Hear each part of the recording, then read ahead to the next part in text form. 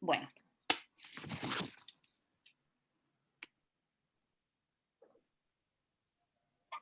Bien, buenos días a todas y todos, a nombre del Instituto de Asuntos Públicos, a este panel en que presentamos un número especial de la revista Política. Quiero decir que en el Instituto estamos haciendo un esfuerzo especial por revigorizar esta revista académica y este número especial es una parte muy importante de este proceso, que también muy luego va a incluir un nuevo número especial titulado Proceso Constituyente en Chile. Este está dedicado al tema de las Fuerzas Armadas y la nueva Constitución, en que se hacen críticas al modo actual en que está presentada las Fuerzas Armadas en el contexto, en la arquitectura política del Estado, y se proponen algunas ideas para el debate que viene. Es un tema que en el instituto se estudia, se investiga. Tenemos un grupo de investigación sobre defensa de Fuerzas Armadas y relaciones internacionales, junto a otros 6 grupos de investigación en el instituto.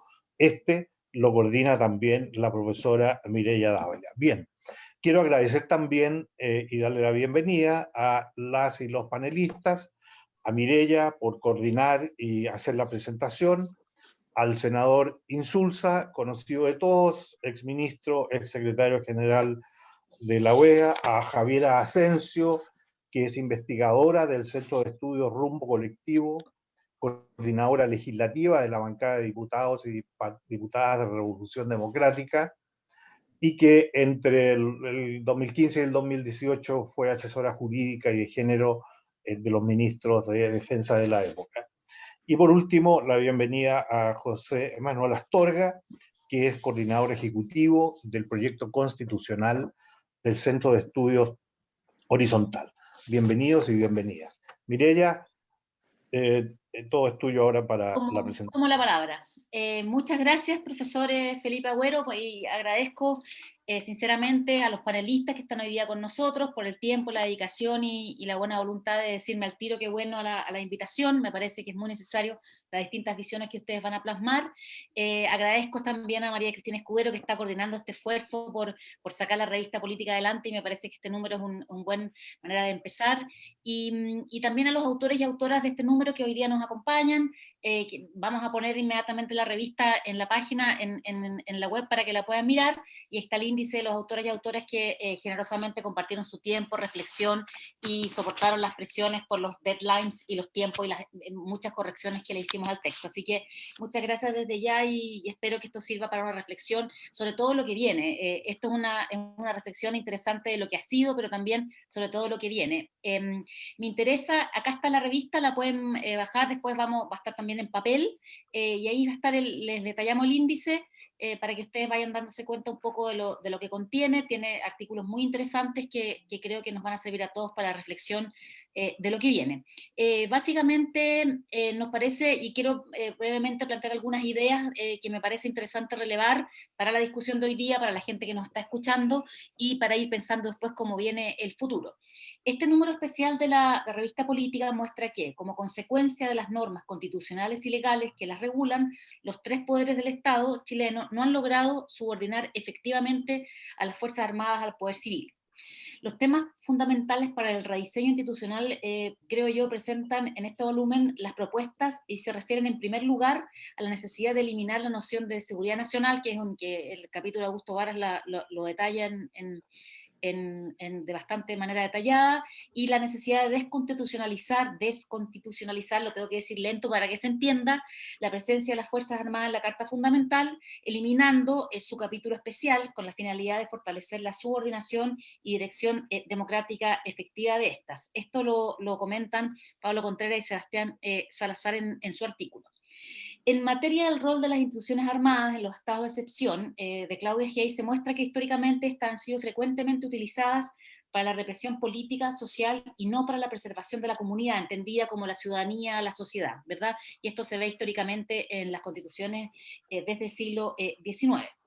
Por tales razones, en el ámbito de la justicia militar, se considera que el trato diferenciado de las víctimas de la justicia civil y militar es una discriminación arbitraria que no respeta el debido proceso, y aquí han habido varios intentos de reforma y varios estudios que dicen que esto es así. Similarmente, en materia de fiscalización de las Fuerzas Armadas o rendición de cuenta, como también se dice, se observa que existe un débil control de responsabilidades por parte de los poderes del Estado, producto de la autonomía relativa que éstas tienen, y que, a pesar del diseño institucional, las prácticas también se han mantenido en esta autonomía. Con respecto a la ley, porque han habido reformas que creó la nueva organización de la defensa en Chile, en la ley del Ministerio Nacional del 2010, se establece que esta ley no considera la autonomía y los roles ampliados de las Fuerzas Armadas, contenidos en la Constitución. Las subculturas, argumenta el autor Mladen Yopo, institucionales, conservadoras, misionales, las carencias profesionales, legales y logísticas para un adecuado manejo civil de la defensa, no dan un buen ministerio que permita realmente avanzar en lo que estamos proponiendo en estos artículos. También se dice que la defensa es la naturaleza, y en el fondo también el argumento es que existe una cierta visión de la defensa que tiene que tener un presupuesto continuo sin necesariamente adaptarse a los requerimientos de una política estratégica de defensa nacional de acorde a los tiempos, y ese es el argumento principal de Eduardo Santos. Y finalmente se establece la necesidad de una coordinación efectiva entre política de defensa, militar y exterior, así como entre las Fuerzas Armadas a través de una planificación conjunta. Pensando y mirando, reflexionando con el paso del tiempo en la medida que esta revista va andando, me parece que las principales conclusiones que sería muy interesante que estuvieran circulando y que estuvieran también en el debate constitucional, tiene que ver básicamente con 3 puntos que permiten pensar en cómo debería ser la constitución chilena de las próximas décadas. Las Fuerzas Armadas tienen un rango importante de autonomía corporativa en materia de personal, política, financiamiento y doctrina, la cual debe ser definida. Y esto, más allá de los argumentos académicos de por qué, me parece que esto debería cambiar en el futuro. Que esta es producto, esta autonomía corporativa, de la arquitectura constitucional y legal del Estado chileno, establecida en la Constitución de 1980, en que las Fuerzas Armadas se auto-otorgaron esta autonomía corporativa, desconocida para un servicio público y reñida con un marco institucional democrático. Y en esto es muy importante pensar en el Estado, pensar en la reflexión que vamos a hacer en la nueva Constitución desde el punto de vista de las Fuerzas Armadas como una organización vital, pero una organización estatal que tiene otras reglas comunes al resto de los funcionarios, y que a pesar de los cambios introducidos en el sector, estos han tendido a mantener esta autonomía, la cual no se condice con un Estado democrático de derecho. Entonces, las autoras y autores acá presentes, así como mi propio rol de editora invitada, esperamos que estos análisis y estas propuestas colaboren en un debate de altura sobre un ámbito constitucional de primera importancia. Y agradezco nuevamente a la presencia de los panelistas hoy día acá y a los autores y autoras que contribuyeron a esta reflexión, que espero circule ampliamente y sirva para el debate. Las críticas, las sugerencias y los cambios como todo espacio de libertad. Eso, muchas gracias. Muchas gracias, Mireya. Corresponde ahora al senador Insulza, luego seguiremos con Javier Asensio y terminaremos con José Manuel Astorga. El senador Insulza nos ha dicho que a la 1 tiene que salir más o menos, entonces como queremos que esté presente durante todo el evento, trataremos de hacer las presentaciones de tal manera de no pasarnos de la 1 de la tarde. Senador, por favor. Muchas gracias, Felipe. Muchas gracias, Mireya, y muchas gracias por esta oportunidad. Yo la verdad es que creo que hay que felicitar en primer lugar el esfuerzo del Instituto de Asuntos Públicos, porque en realidad en todo el mundo académico se realiza el trabajo en estos días para fortalecer el trabajo, el eventual trabajo de la Convención Constitucional en esta materia. Pero que pocas veces he encontrado yo algo que sea tan completo para cubrir un tema que tiene una cierta paradoja, porque después hay una cierta propuesta que yo comparto plenamente de desconstitucionalizar gran parte de lo que hacen las Fuerzas Armadas, ¿no? Pero creo que el que quiera saber realmente cuál es la situación actual de las Fuerzas Armadas en nuestra Constitución y en nuestro ordenamiento jurídico, y cuáles son las posibilidades y alternativas, tiene que leer esta revista. Yo creo que se va a convertir en esa materia en una pieza fundamental. Yo empezaría por decir, y por lo tanto eso, quiero además agregar que a mí mismo que estamos enfrascados en este momento en el tema policial, en el tema de la creación de un nuevo Ministerio de Seguridad Pública y de limitar muy sustantivamente algunas actividades que desarrollan las policías es muy fundamental. También el aporte que aquí se trae, porque esto es como en la Constitución están en el mismo capítulo las Fuerzas Armadas y las de orden. Eso también tiene algunos problemas que hay que considerar. Ahora, yo quiero empezar por un trabajo que me parece muy central aquí, y comentar el artículo sobre todo del de Augusto Vara sobre el tema de seguridad nacional. Yo creo que a nosotros nos ha perseguido y no superamos ni siquiera en nuestro lenguaje supera todavía el concepto de seguridad nacional como si fuera un concepto válido.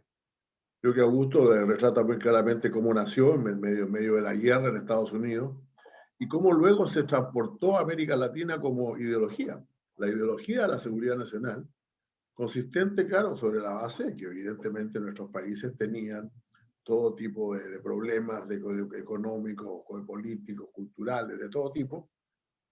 Se trataba de buscar una política que los englobara a todos y una gente que los llevara adelante. Las dictaduras que surgieron en la región a partir del año 64 en Brasil y después se extendieron en toda América del Sur, no eran las mismas dictaduras del pasado, no eran los simples golpes militares, eran golpes con proyectos, con propuestas. Y ese proyecto se engloba dentro del concepto fundamental de seguridad nacional, que obliga no solamente a atender los temas de militares, temas propiamente militares o de defensa, sino que se extiende hacia otras áreas de la sociedad. Aquí, desgraciadamente, incluso algunos progresistas, como la misma administración Kennedy en Estados Unidos, que proclamaron que la modernización que se había extendido a todo el tercer mundo era el caldo de cultivo para actividades subversivas y criminales del comunismo internacional.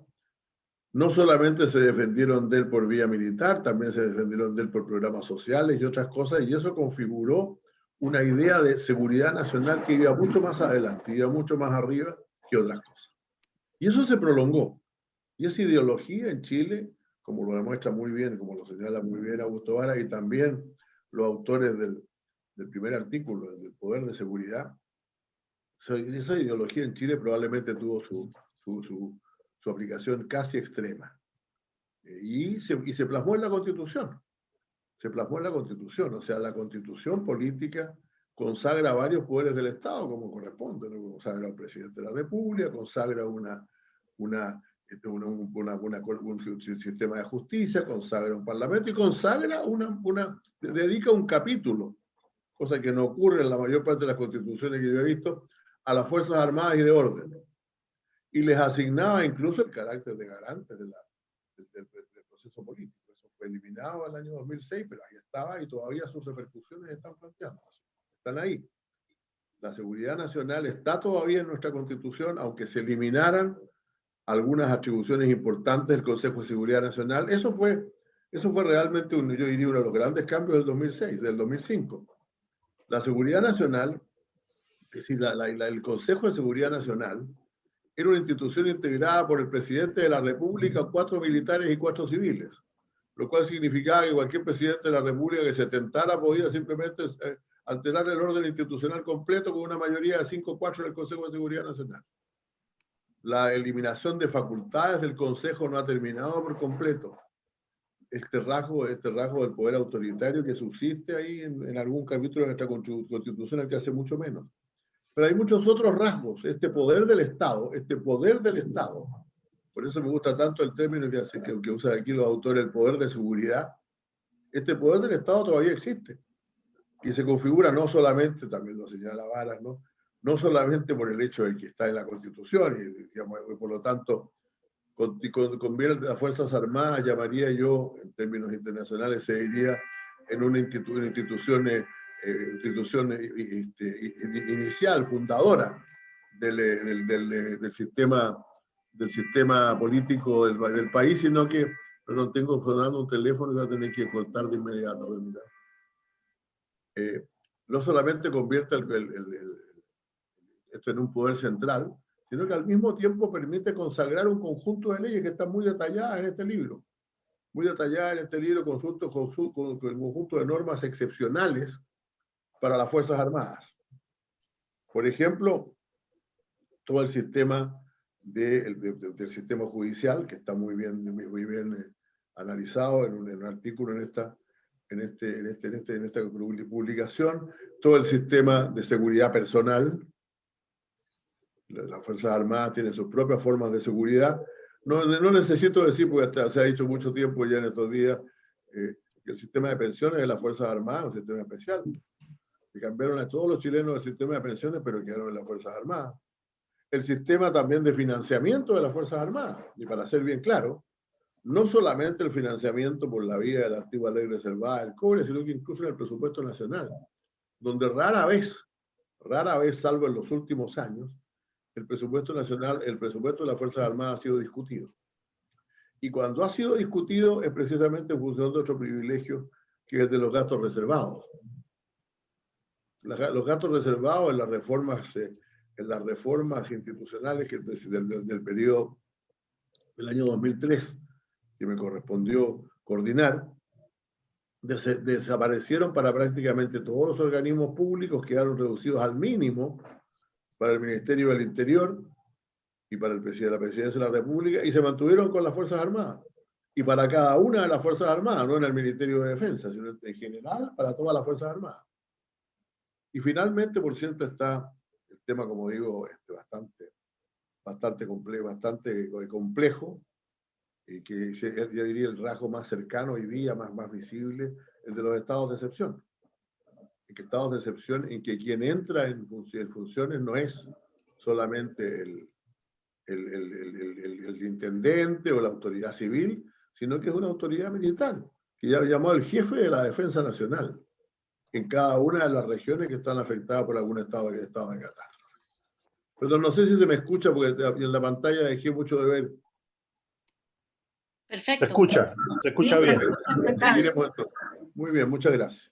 Entonces, yo creo que ciertamente cuando se habla en este libro de la desconstitucionalizar, necesariamente hay que hacer eso. O sea, las Fuerzas Armadas no pueden ser un poder, no pueden ser otro poder del Estado. No pueden ser otro poder del Estado. Son simplemente una función que todo país debe tener para los efectos de la seguridad externa del país, porque desgraciadamente vivimos en un mundo de estados nacionales y por lo siguiente no es posible prescindir de ese tipo de institución, pero ciertamente el poder y aunque el poder bastante omnímodo que tenían en la vida nacional ha disminuido de manera sustantiva, todavía, basta con leer el artículo de Bladen-Jopo en esto, todavía en la última ley se muestra que siguen siendo una institución bastante privilegiada, bastante excepcional en la vida nacional, y no solamente en nuestro país, sino que en el mundo entero no se conocen la mantención de una institucionalidad armada como la que existe todavía en Chile.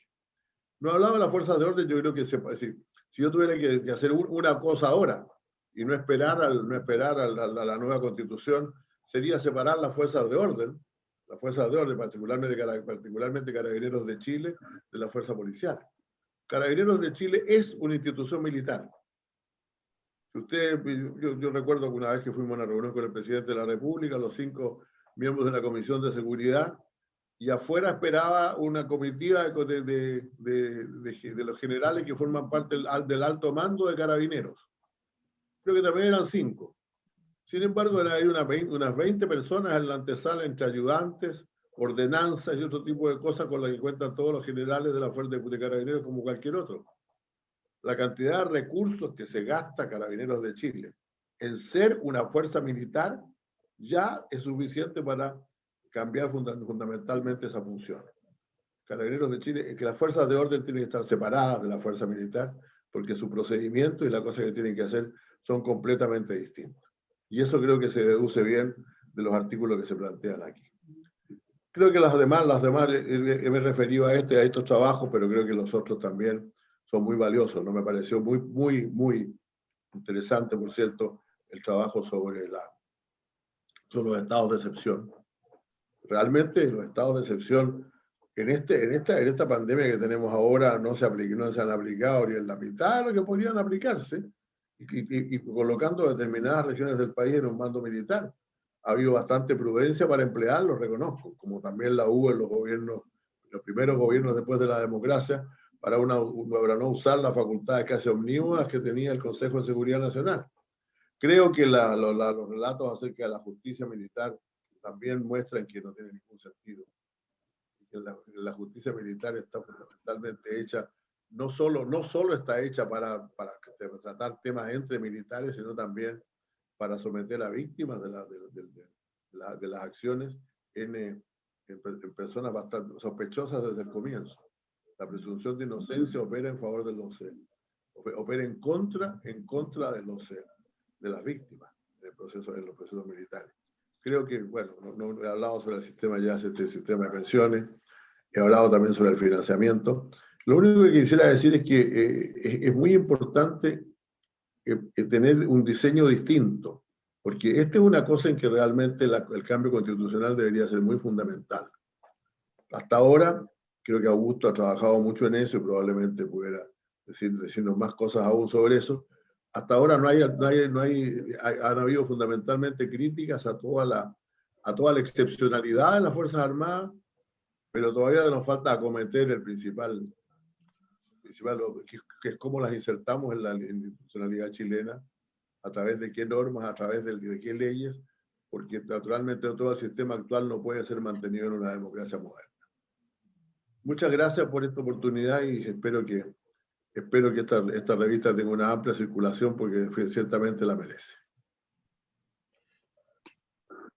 Muy bien, muchas gracias, senador, por sus cálidas palabras respecto de la revista en general y sus comentarios. Y además por ajustarse perfectamente al tiempo. Pasamos entonces ahora a Javier Asensio. Adelante, por favor.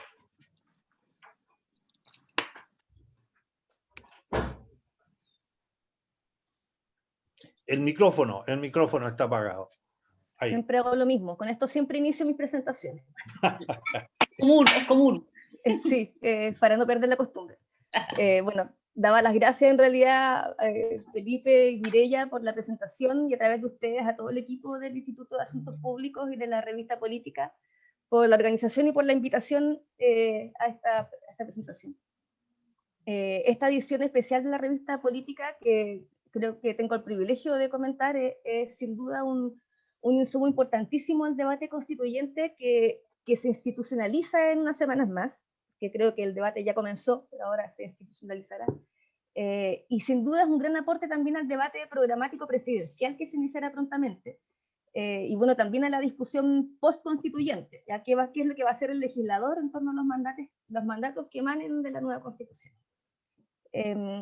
Quisiera entonces efectuar esta presentación en torno a algunos temas que me parece que son de especial relevancia a partir de lo expuesto por los distintos autores en los artículos que componen la revista y que creo que debieran ser considerados por los y las convencionales constituyentes en el debate constitucional, ¿ya?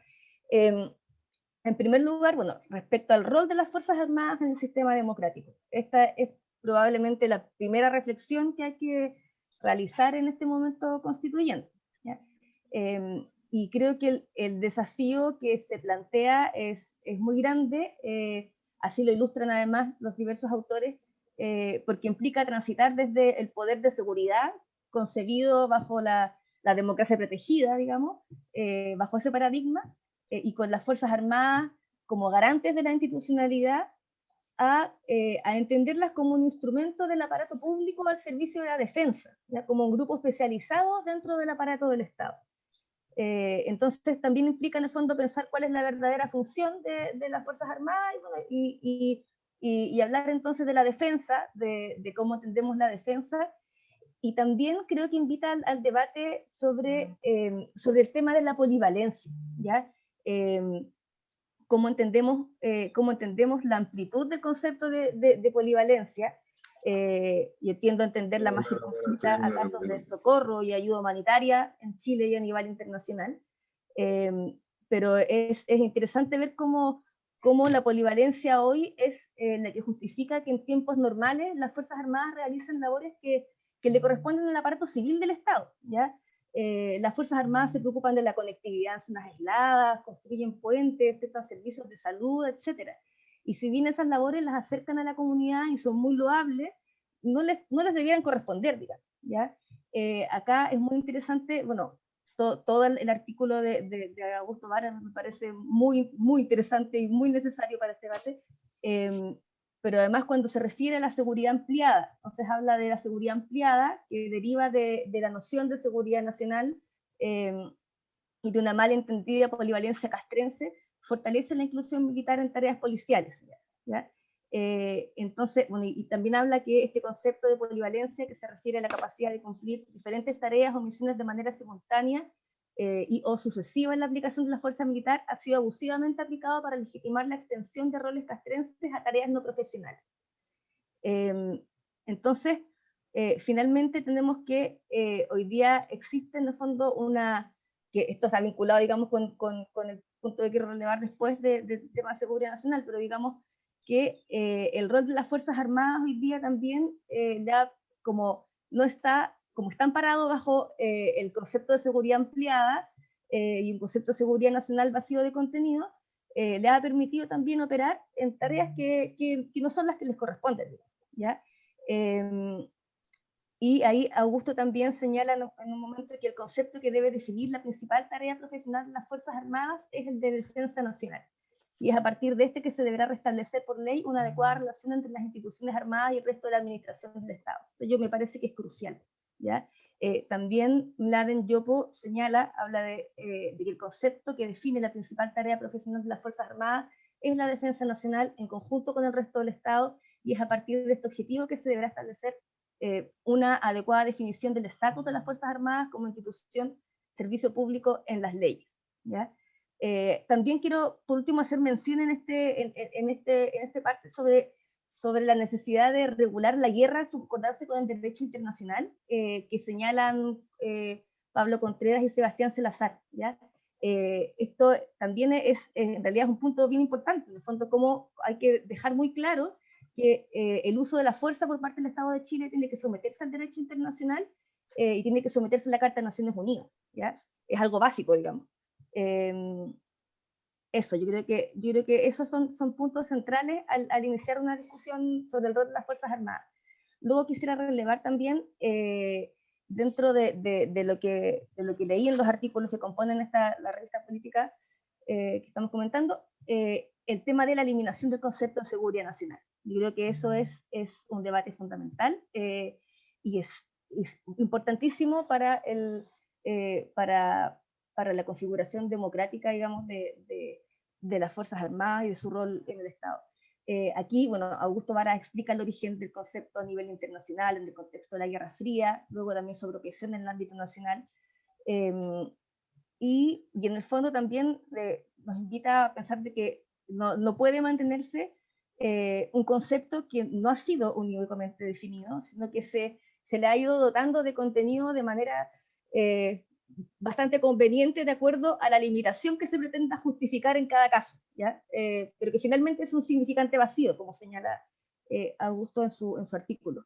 Él reseña además cómo este concepto se inserta en el texto constitucional actual, limitando derechos fundamentales y restringiendo el control democrático sobre determinadas actuaciones de las Fuerzas Armadas.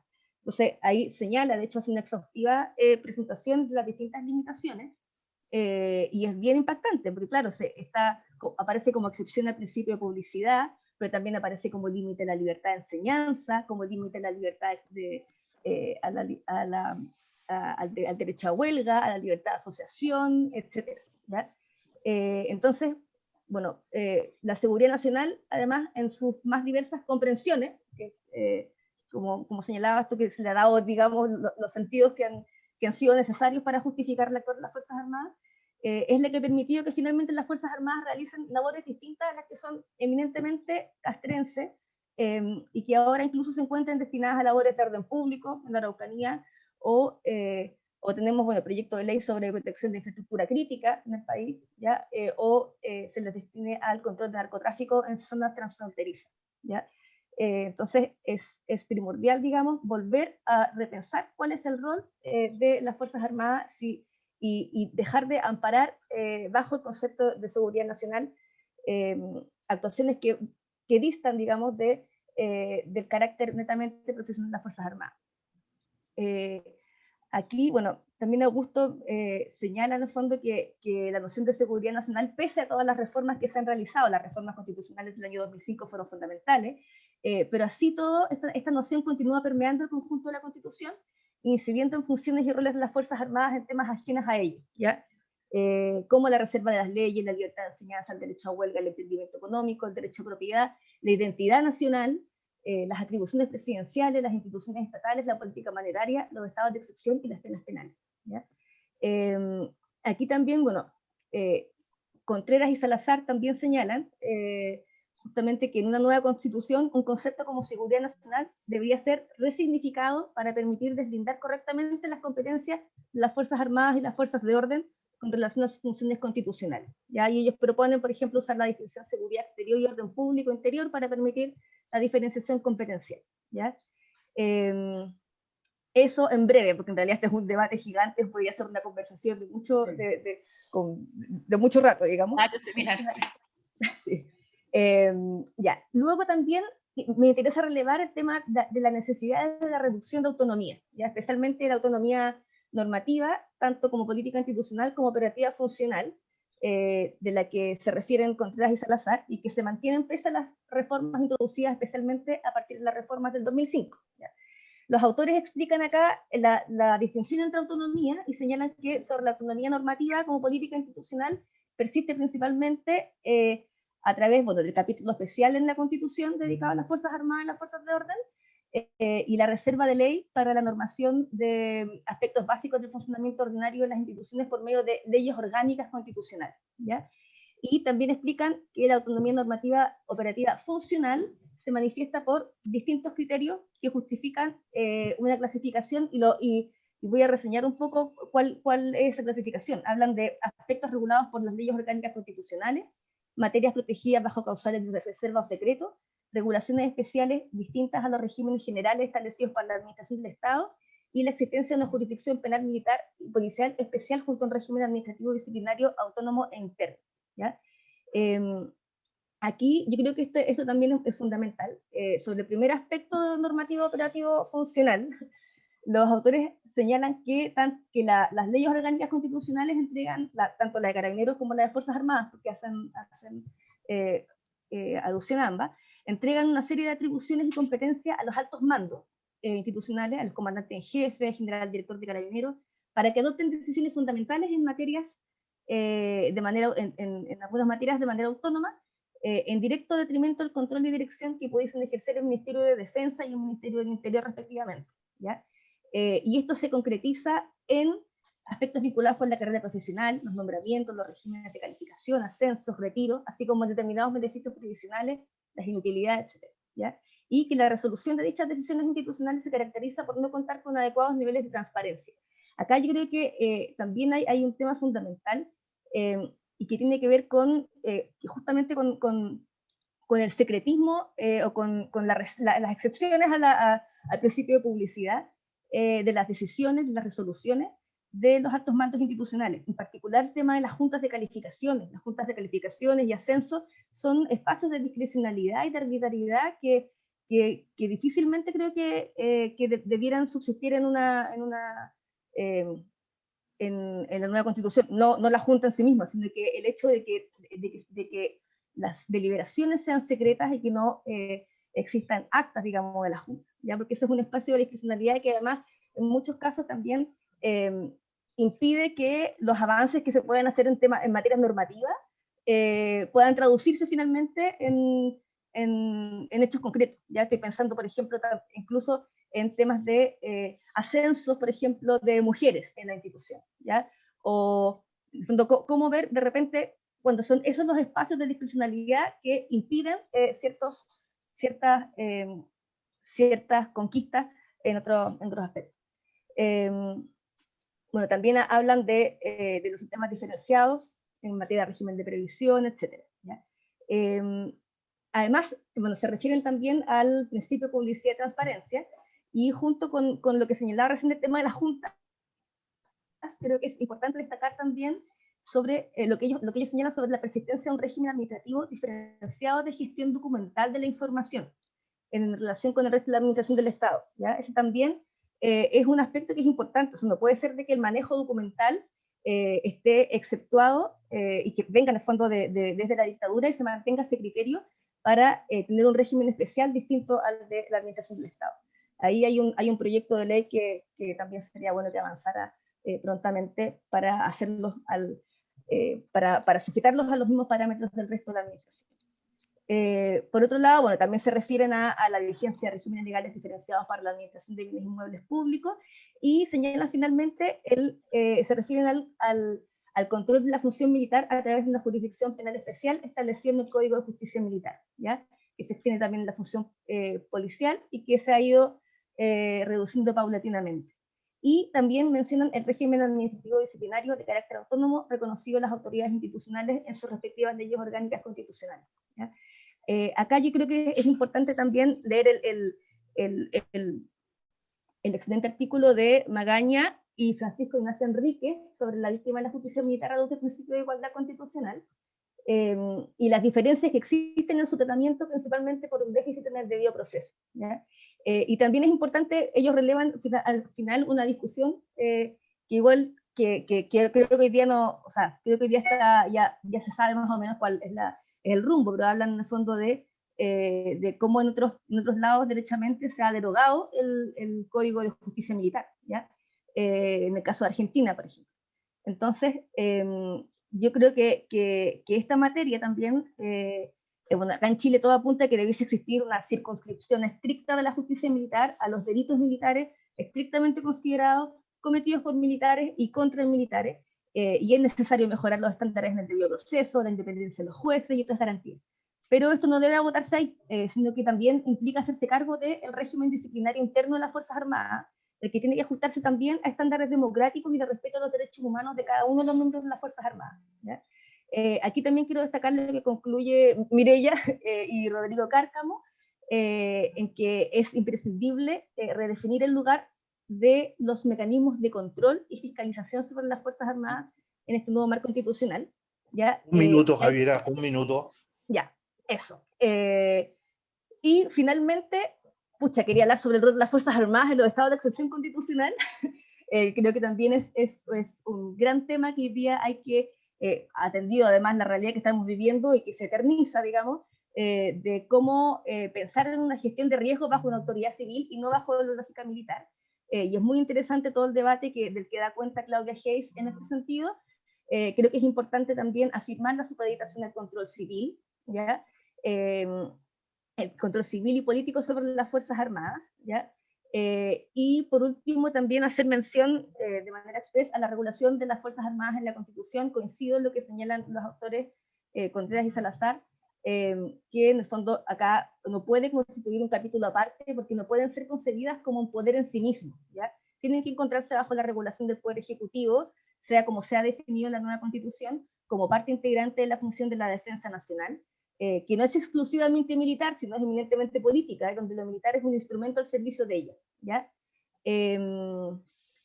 Eso, se me quedaron un montón de cosas en el tintero, pero es que en realidad hay muchas cosas que se pueden conversar a partir de esto. Creo que, bueno, agradezco nuevamente la invitación, me disculpo desde ya ante los autores de los artículos de la revista si no puedo referirme a cada uno con la profundidad que merecen. Creo que cada tema va por un debate largo y lo bueno es que este año será un gran año para dedicarnos a ello. Así que muchas gracias. Podemos hacer otro seminario, Javier, así podemos, ya diste todo el listado de seminarios que podemos hacer en los próximos años, así que genial. Sí, muchas gracias, Javiera, por los sustanciosos comentarios, y como dice Mireia, vamos a tener muchas oportunidades en general, y aquí auspiciadas por el Instituto para tener estos debates en este tema que además siempre en otros lados es dejado de lado. Muy bien, entonces aprovechamos de pasar a los comentarios de José Manuel Astorga. José Manuel, por favor. Muchas gracias, Felipe, y también parto agradeciendo al Instituto y a todos los autores de la revista. La verdad es que, bueno, ser el último tiene la desventaja de que muchas ideas ya se plantearon, y voy a tratar de evitar ser redundante, pero tiene la ventaja de que puede ocupar las buenas exposiciones del senador y de Javiera para tratar de redondear algunas ideas. Lo primero es una cita a Mireia. decir, tenemos que hablar de un servicio público en la estructura del Estado. Esa frase a mí me gustó mucho de su documento, en el sentido de lo que planteaba el senador en la lógica de esta crítica a la excepcionalidad, a los privilegios, al trato diferenciado. Y esto a mí me gustaría enmarcarlo en el momento constitucional que estamos viviendo en nuestro país. Nosotros creemos que, bueno, partiendo por afirmar lo más importante, somos partidarios de lo que se ha planteado de desconstitucionalizar, y me gusta mucho el título también del documento, desconstitucionalizar para democratizar, y creo que tiene mucho que ver con esta lógica de la eliminación de privilegios, y creo que es especialmente central en el momento constitucional que estamos viviendo. Nosotros en Horizontal somos partidarios de una constitución más bien mínima, que permita la deliberación política y que permita a la democracia abordar algunas de las principales materias que se han discutido y que creo que son las que integran la revista. Y creemos que en el fondo aquí hay un ejemplo de algo, o un ejemplo súper claro de cómo hay una regulación constitucional que ha impedido que esta deliberación democrática efectivamente produzca los cambios y las reformas que, por las razones que apuntaban Javiera y el senador Insulza muy claramente, que están descritas en la revista, no se han podido hacer, o no se han podido hacer con la real magnitud que requería y que es demandada por la ciudadanía.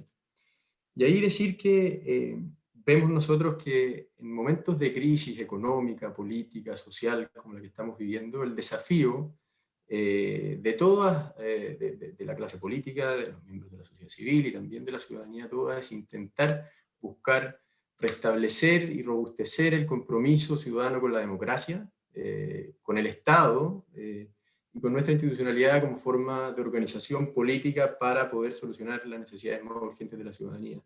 Y eso es una invitación a revisar todo este tipo de sistemas normativos que producen privilegios, que producen diferencias y que nos dividen, y creemos que es necesario, y por eso me gustaba tanto la frase de Mireia de hablar de esta lógica de evitar los privilegios, y creemos que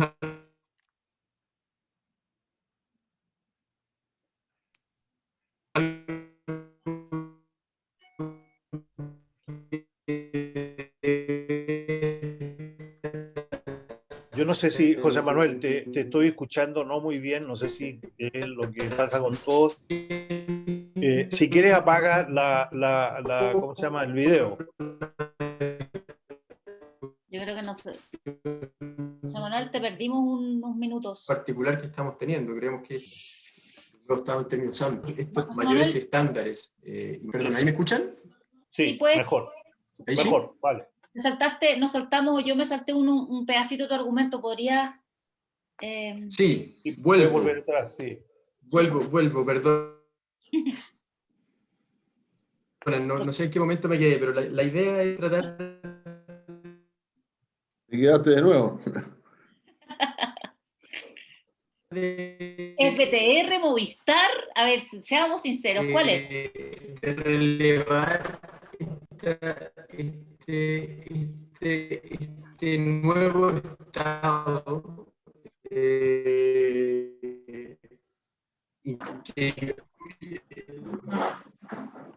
¿Cómo? No. Ahora te escuchamos bien lo último que dijiste, pero tendrías que volver un poco atrás, José Manuel. Unos 5 minutos atrás, sí. Sí.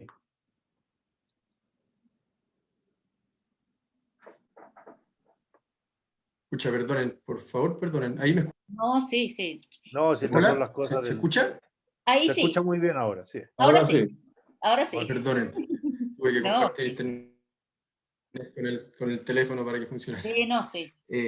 No, lo que intentaba relevar es esta idea de que estos mayores estándares en materia de probidad y transparencia es algo que debiera permear toda la discusión constitucional que vamos a tener. Nosotros creemos que, primero, en términos de sistema de gobierno, necesitamos un mejor equilibrio entre poderes del Estado. Necesitamos un sistema de gobierno que permita la cooperación, la corresponsabilidad entre poderes. Creemos que además debemos realizar esfuerzos, y creo que la revista en este sentido, este es un concepto que también relevan muy bien la idea de superar toda la lógica de los privilegios, pensando en la anomia, en el fenómeno de cómo la gente deja de creer en las instituciones en la medida que perciben que existen lógicas históricas que no son superadas durante mucho tiempo y se perpetúan sistemas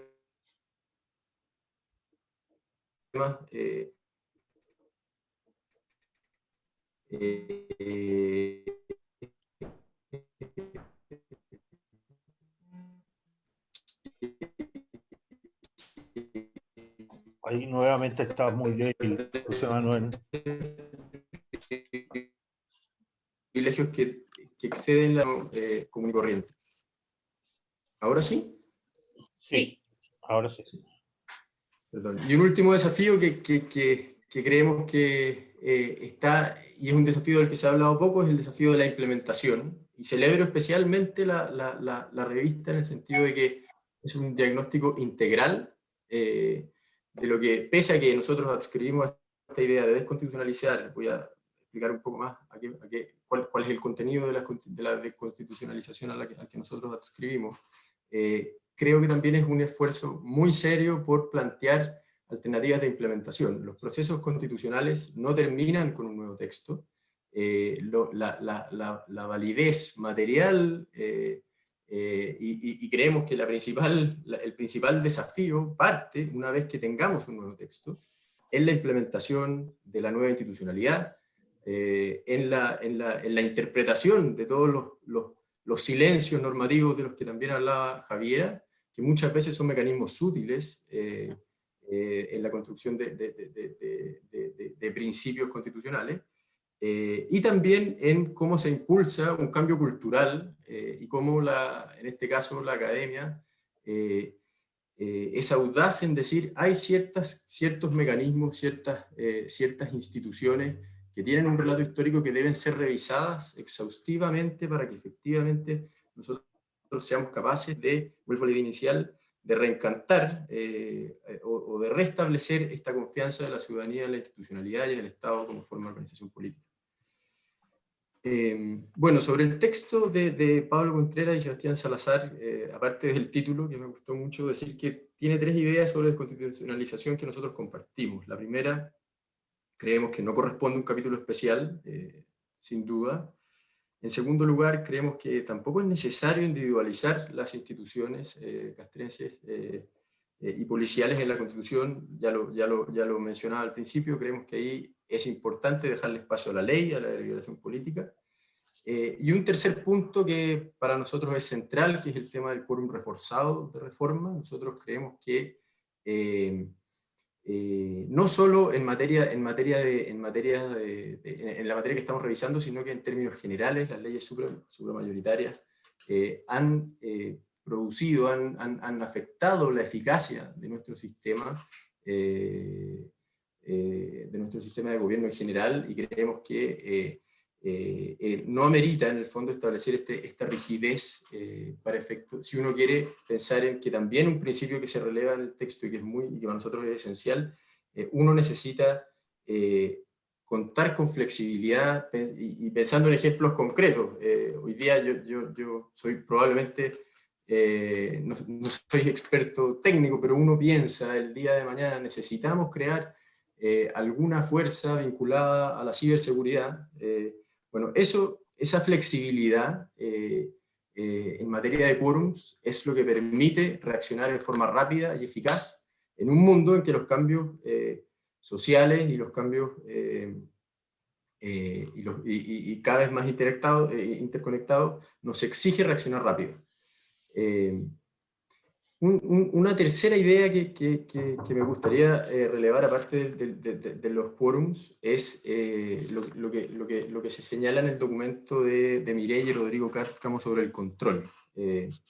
Nosotros creemos también que el control del Congreso en particular, compartimos completamente esta idea de reforzar las atribuciones que puede tener el Congreso en ejercer un control efectivo, no solo en esta materia. Creemos que existe un desequilibrio producto de una visión y de un sistema que es hiperpresidencialista y que privilegia el rol del presidente de la República, y creemos que en ese marco es súper importante relevar lo que ahí se establece, además de profundizar el control del Ministerio de Defensa, del Ministerio del Interior, reforzar la función del Congreso en estas materias, y revisar con mucho detalle esta idea de la reserva, de las excepciones. Hoy día el mandato de transparencia o los imperativos de transparencia y de habilitar canales de participación ciudadana,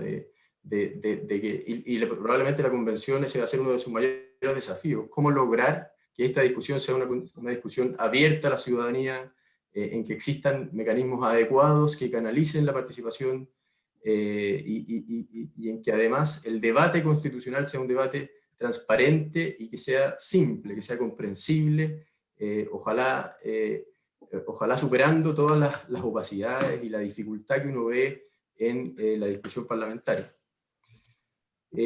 Por último, me gustaría hacer una reflexión sobre lo que nosotros creemos que sí debería estar en la Constitución.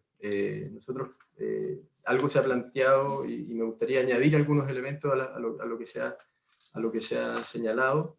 Creemos que sí amerita en el fondo establecer algún principio básico o un par de principios básicos en el capítulo del gobierno sobre el monopolio en el uso de la fuerza.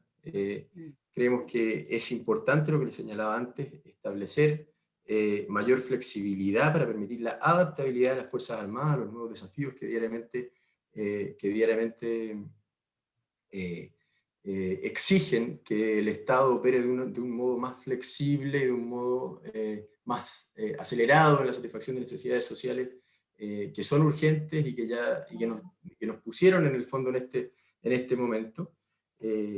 Y por último, decir que necesitamos establecer algún parámetro que exija, en nuestra opinión, un mayor estándar de coordinación.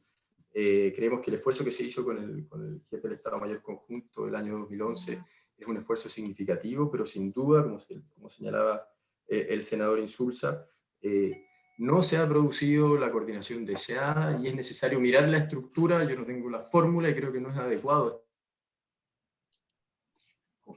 establecer la fórmula. No.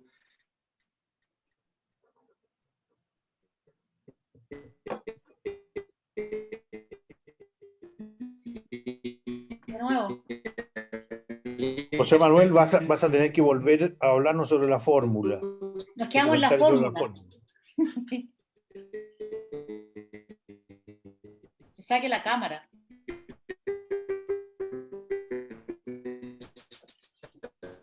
José Manuel, ¿me escuchas? Porque quizás podría bajar el video. Lo que se plantea en la revista. José Manuel, ahí. Eso. Perdón, ¿ahí me escuchas? Sí, ahora sí. ¿Puedes volver a cuando hablaste si ibas o no a hablar de la fórmula? Porque ahí te perdimos. Perdonen, mil perdones por no sé No, qué. no, hombre, si esto Ley pasa. de Murphy, que obvio, a todos nos pasa. No, solo decir que no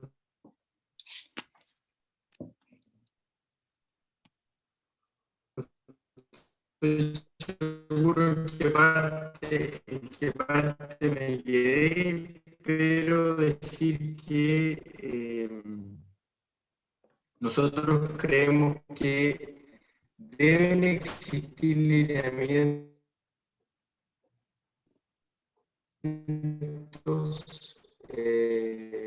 en la Constitución, pese a compartir la idea de desconstitucionalizar, también compartir la idea de, en el fondo, todos los privilegios y el trato diferenciado estatutario, corporativo, etcétera, etcétera.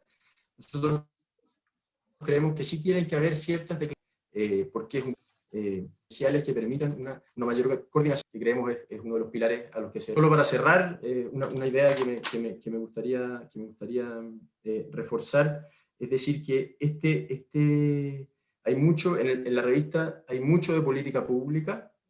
Nosotros creemos que es importante que estos principios sean escuetos, sean breves, que haya en este caso creemos que es de los casos en que es mejor menos que más, que los silencios pueden ser muy valiosos como técnica para redactar la Constitución en esta parte, pensando en ciertos principios como los que hemos comentado, que orienten la función del legislador en cómo articular de mejor manera esta nueva institucionalidad que necesitamos. Eso, muchas gracias y les reitero los agradecimientos y las disculpas por los inconvenientes con Internet. Vamos a llamar a la compañía de Muchísimas Internet. gracias, José Manuel. Creo que los comentarios de ustedes han sido muy sustanciosos, muy interesantes y bastante convergentes, diría yo. Sí. Hay muchos puntos en que se cruzan y que nos dan materia para continuar estos debates y vamos a ver cómo organizamos esto. Quiero resaltar, por ejemplo, en el fondo, la gran oportunidad que este momento constituyente presenta para innovar, renovar y terminar con lógicas, como decía José Manuel, que se van perpetuando por la propia inercia de las cosas. Que esto, por ejemplo, en todo lo que tiene que ver con estos ámbitos especiales, privilegiados, que se empiezan a poner rígidos y sólidos, y este es un momento para repensar muy firmemente eso. También se conecta también con lo que aseveraba el senador en términos de cómo esta ideología de seguridad nacional también se perpetúa y se hace parte del lenguaje de una manera acrítica. Lo vemos también en los comentarios de muchos constituyentes de todos los sectores. Entonces, este es un ámbito de reflexión especial. También creo que esto de hablar de menos que más, como decía José Manuel, también va en la lógica, entiendo, de lo que está planteado en los artículos de la revista, de que en la Constitución tiene que haber menos referencia, pero la poca que haya tiene que ser muy clara sobre los principios esenciales en las cuestiones relativas a las Fuerzas Armadas y Defensa, y combinar eso con los comentarios que hiciera Javiera sobre que esto es un debate que será un debate ahora previo a la constituyente, durante la constituyente, después con la Constitución en la mano y luego con todas las tareas pendientes que quedarán de interpretación, de implementación. Y que allí el tema de implementación será muy, muy importante para que no queden las cosas en materia solo de normativas generales, sino que efectivamente sean impulsos de cambio. En fin, creo que han salido ideas muy interesantes aquí, sí, que se han presentado ángulos originales en cada uno de los comentarios y esto nos alienta entonces a continuar con estos debates. Tendremos la oportunidad cuando volvamos a discutir otro nuevo número especial de la revista que viene muy pronto sobre el momento constituyente y otros del propio grupo de investigación de defensa y Fuerzas Armadas. Quiero agradecerles a todas y todas su participación y su buena voluntad para prestar su tiempo y sus comentarios expertos. Y por último quiero solamente darle como despedida la palabra a Mireya como organizadora de este número, si tiene algún comentario final que hacernos y con eso ya cerramos. Lo más importante es que terminamos a la 1. Yo encuentro que ya nos pasamos, es un súper seminario, lo logramos, ¿o no? O sea, todo perfecto para que funcionara. No, les quiero agradecer, muchas gracias porque yo siempre aprendo las miradas distintas por el riguroso trabajo de los comentaristas y claro, salir un conjunto de temas que vamos a mirar y tiene razón que el debate constitucional no tiene que ver con políticas públicas necesariamente. Así que vamos a seguir invitándolos, el Grupo de Investigaciones Fuerzas Armadas y Defensa, estamos contentos de que hemos ido logrando generar conocimiento.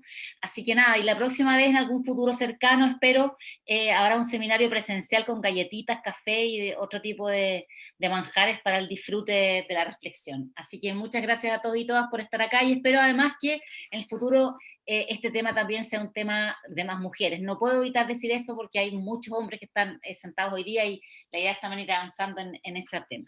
Muchas gracias y nos estaremos todos viendo. Que estén muy bien. Este punto que hace Mireia, perdón, sobre terminar a la una, el valor que tiene eso, yo creo que en el momento que estamos va a ser muy importante combinar seminario express, a este le podríamos llamar un seminario express, con seminario de más larga discusión. Sí. Habrá que hacer esas combinaciones, permitir la actividad, y eventualmente, como dice Mireia, también lo presencial que venga, y volverán las obleas, volverán los cafecitos. Y el café, ¿no? Además, también escucharlos al resto que está acá, porque como era formato... Yo les contaré una historia sobre ese tema de las mujeres en la defensa, que vale la pena.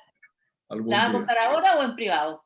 Bueno, ustedes saben que cuando el presidente Lagos me llamó para cambiar gabinete, una vez a cambiar gabinete, y me dijo que pensaba en pedirle cambiar a la ministra de Defensa, a la ministra de Salud.